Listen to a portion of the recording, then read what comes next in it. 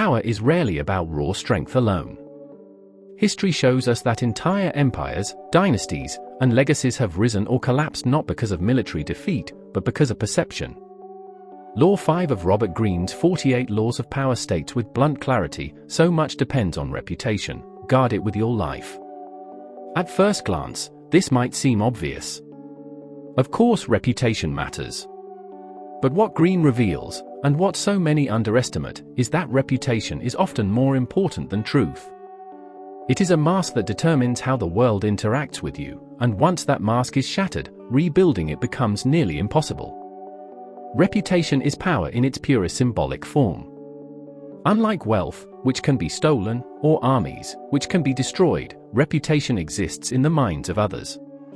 It is collective perception turned into social reality. A strong reputation precedes you into every room, opening doors before you speak. It protects you from attacks because people hesitate to challenge someone seen as formidable. On the other hand, a weak or damaged reputation is like a permanent stain, coloring every interaction, making others doubt you before you even begin. The psychological weight of reputation lies in human social wiring. We live in groups, and groups survive by establishing trust and predictability. Reputation becomes shorthand for who you are, whether you can be trusted, and what you represent. Most people do not investigate the truth of your character, they rely on the story that others tell about you. If you are known as competent, people assume competence even when you fail. If you are known as dishonest, people assume deception even when you tell the truth. The story becomes stronger than the reality. History offers brutal examples of reputation's dominance. Consider the French Revolution. The monarchy collapsed not only from political failure but from the image of corruption and decadence that surrounded Marie Antoinette. Whether she actually said "let them eat cake" is irrelevant, the perception of her arrogance destroyed her reputation, and by extension, her power. On the opposite end, leaders like Winston Churchill relied heavily on reputation. His relentless image as a bulldog of resilience inspired his country through war, even when resources and options were scarce. Reputation held nations together when reality was crumbling. In personal life, the same law applies.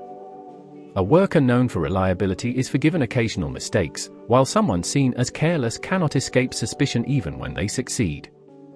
In relationships, someone with a reputation for loyalty is trusted without proof, while someone known for betrayal lives under constant scrutiny. Reputation shortcuts the need for constant demonstration, but it also chains you to the image you create. That is why guarding it with your life is not metaphorical advice, it is survival strategy.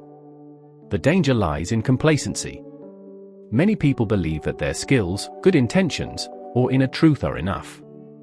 They assume others will eventually see who they really are. But reality does not function that way. Power is not about essence, it is about appearance. You must be vigilant about what story circulates in the world about you. Even a whisper of scandal, if left unchecked, can grow into a storm. This is why Law 5 insists not only on protecting reputation, but on shaping it, cultivating it, using it as both shield and sword. Yet, this law also carries a warning. Obsession with reputation can become a prison. Guarding your image must never turn into paranoia, where every move is dictated by fear of others' opinions. The true mastery of reputation lies in balance, understanding that perception matters more than truth, but also knowing when to control the story and when to let silence strengthen it. Those who ignore reputation are doomed, but those who live entirely for it become slaves to the crowd. At its core, Law 5 reminds us that power is as much about psychology as it is about reality. Reputation is the story people tell about you when you are not in the room, and that story will determine whether doors open or close. Protect it, shape it, guard it with the same vigilance you would guard your life, because in the world of power, it is your life.